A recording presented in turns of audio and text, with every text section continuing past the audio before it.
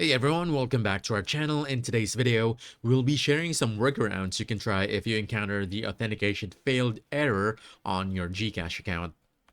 The first thing you can try is try clearing the data in cache. You can do this by going to Settings, go to Apps, go ahead and look for GCash,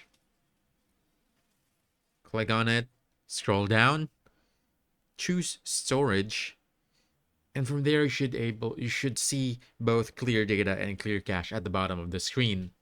Just go ahead and click those and try to access again GCache. The second one is to edit your permissions or the app's permissions. Just go back and scroll up. You should see their permissions. Tap it. And you want to make sure that camera, contacts, music and audio, notifications, and photos and videos are all allowed.